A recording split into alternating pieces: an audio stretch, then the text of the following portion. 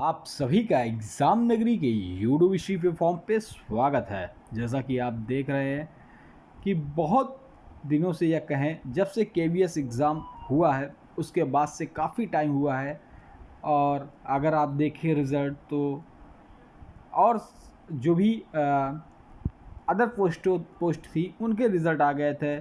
सिर्फ KVS PRT का result जारी नहीं किया गया था, जिससे पीआरटी पर सम्मिलित चाहे बीएड हो, चाहे बीटीसी हो, डीएलएड कैंडिडेट हो, वो सभी इस रिज़ल्ट की प्रतीक्षा कर रहे थे।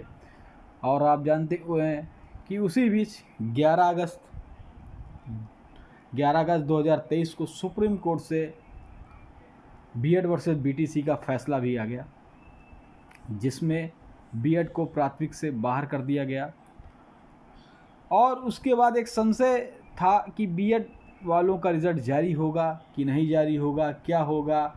अब उन्हीं सभी चीज़ों पर हम बात करेंगे जो आरटीआई का जवाब आया है। आरटीआई में क्या क्या पूछा गया था, तो ये आरटीआई किसी भाई ने लगाई थी और वो आरटीआई का ये मुझे पेज मिल गया, और उसने जो जो क्वेश्चन पूछे थे वो भी मैं आपको बताऊंगा। आरटीआई का जवाब क्या आया वो भी मैं आपको बताऊंगा। इसमें सुप्रीम कोर्ट के फैसले को लेकर क्या कहा गया, बीएड रिज़ल्ट को लेकर क्या कहा गया, बीएड वालों के लिए लेकर क्या गया, बीटीसी वालों को लेकर क्या कहा गया, रिज़ल्ट कब तक आएगा, रिज़ल्ट की प्रक्रिया क्या है, सभी चीज़ों में हम लोग बात करेंगे। उससे पहले जो भी भाई बहन चैनल में नए हैं, जिन्होंने अभी तक चैनल को सब्सक्राइब नहीं किया, वो सब्सक्राइब कर लें और बेल आइकन दबा दें, क्योंकि एग्ज़ाम नगरी है अभी अपने सभी भाई बहनों के लिए तुरंत ही लेटेस्ट अपडेट खबर लेकर आता है। तो आशा है आप सभी भाई बहनों ने चैनल को सब्सक्राइब कर बेल आइकन दबा दिया होगा, और लाइक एंड शेयर करना ना भूलें। लाइक एंड शेयर ज़रूर कर दीजिएगा। तो देखिए, आरटीआई राइट टू इन्फॉर्मेशन, जिसमें रिज़ल्ट, आंसर की और सुप्रीम कोर्ट के फैसले को लेकर ये कई प्रश्न पूछे गए थे, और इन सभी प्रश्नों का जवाब आरटीआई में दिया गया है। और आप जानते हैं कि इसीलिए केवीएस पीआरटी का रिज़ल्ट रुका हुआ था, क्योंकि आप जानते हैं कि केवीएस पीआरटी का रिज़ल्ट जो कि सुप्रीम कोर्ट के फैसले, या कहें सुप्रीम कोर्ट की एसएलपी, जो सुप्रीम कोर्ट में जो दायर था केस, तो सुप्रीम कोर्ट के जो केस था, केस के अधीन था। जो केस था BEd versus BTC, BT versus BEd जो भी है, इस केस के अधीन था ये रिज़ल्ट। इसीलिए इस रिज़ल्ट को जारी नहीं किया गया था। और इसमें कई बातें निकलती थी कि जब तक ये बीएड वर्सेस बीटीसी का रिज़ल्ट नहीं आया, तो उससे पहले केवीएस के द्वारा यही पता चला था कि केवीएस ने 2 प्रकार के रिज़ल्ट बनाए हैं। एक है बीएड प्लस बीटीसी दोनों का, और एक सिर्फ बीटीसी डीएलएड अकेला। अब रिज़ल्ट आ गया है, क्योंकि अगर बीएड के पक्ष में आता तो बीटीसी और बीएड का दोनों का रिज़ल्ट वो जारी कर देता। लेकिन अब जो फैसला डीएलएड कैंडिडेट के पक्ष में आया है, तो अब क्या है, फिर भी आपने देखा कि काफ़ी फैसला आने के बाद काफ़ी लेट हो रहा था, तो इसमें एक आरटीआई लगाई गई थी। आरटीआई में क्या कहा गया आप यहाँ देख सकते हैं। इसमें प्रतीक शिवालिक जो हैं, इन्होंने ये आरटीआई को मेरे ख्याल से लगाया है, क्योंकि इनका नाम लिखा हुआ है। तो आप यहाँ पर देख सकते हैं, देखिए ये आरटीआई रजिस्ट्रेशन नंबर, केंद्रीय विद्यालय संगठन, आप देख सकते हैं, ठीक है। इसमें जो इन्फॉर्मेशन पूछी गई है, तो देखिए इन्फॉर्मेशन जो पूछी गई, तो यहाँ पर पहली इन्फॉर्मेशन इसमें पूछी गई थी, kindly specify the exact date on the which the direct requirement result for the post primary teacher will be declared. Result के बारे में पूछा गया था। दूसरी इन्फॉर्मेशन पूछी गई थी, kindly provide us the final answer key of the primary teacher exam held on 21 February 2023 to 28 February 2023। तो 21 फरवरी से 28 फरवरी तक एग्ज़ाम हुए थे, और इसकी फ़ाइनल आंसर की बारे में पूछा गया, क्योंकि इसकी एक जो आंसर की थी पहले आ गई थी, फाइनल नहीं आई थी। उसके बाद तीसरा इन्होंने क्वेश्चन पूछा, kindly specify the exact date on which the final answer key of primary teacher exam will be released. तो primary TG exam will be release इसमें पूछा गया है। एग्जैक्ट डेट पूछ ली इसमें, जैसे एग्जैक्ट डेट रिजल्ट की पूछी, और फिर उसके बाद उन्होंने फाइनल आंसर की उसके बारे में पूछा। तीसरे में उन्होंने एक फाइनल डेट पूछा कब तक आएगी। फिर चौथा उन्होंने जो क्वेश्चन पूछा है, kindly specify whether the B.Ed candidate will be included in the result of the primary teacher exam, as the Supreme Court has already given its verdict on this issue। मतलब सुप्रीम कोर्ट ने already पहले से अब इसमें जो है फैसला दे दिया है। तो B.Ed कैंडिडेट को लेकर क्या इंक्लूड किया जाएगा इसमें, जो उन्होंने बात पूछी है हम आपको बताने जा रहे हैं, ठीक है। तो यहाँ पे जो CPIO जो जन सूचना अधिकारी आदित्य शर्मा हैं AO, उनके द्वारा जो जवाब दिए गए हैं, यहाँ से देखते हैं ये जवाब दिए गए हैं।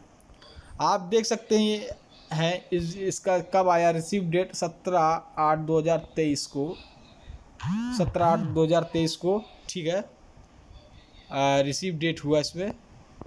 और डेट ऑफ एक्शन 30 अगस्त को इसका जवाब आया, यानी कि कल इसका जवाब आया था। तो 30 अगस्त को उसका जवाब आया था, आज 31 है। तो जैसे मुझे मिला तो मैंने कहा आप सभी को बता दिया जाए। देखिए पहला का जो इन्होंने क्वेश्चन पूछा था रिजल्ट की एग्जैक्ट डेट, तो उसमें रिप्लाई किया KVS की तरफ से, इस संबंध में ये सूचित किया जाता है कि वांछित पद की भर्ती कार्य प्रक्रियाधीन है, अतः इस स्तर पर PIO द्वारा वांछित जानकारी प्रदान नहीं की जा सकती। तो उन्होंने कहा जो कार्य प्रक्रियाधीन है, मतलब कार्य प्रक्रिया पर चल रहा है, और PIO द्वारा इस वांछित जानकारी प्रदान नहीं की जा सकती। इन्होंने जो 1 to 3 का, इन्होंने जो चौथा ये जानकारी इन्होंने दिया 1 to 3 क्वेश्चन की। 1 to 3 क्वेश्चन में मैंने बताया था कि इन्होंने एग्जैक्ट डेट पूछी थी रिजल्ट की, और एग्जैक्ट डेट पूछी थी आंसर की, और फाइनल आंसर की कब आएगी।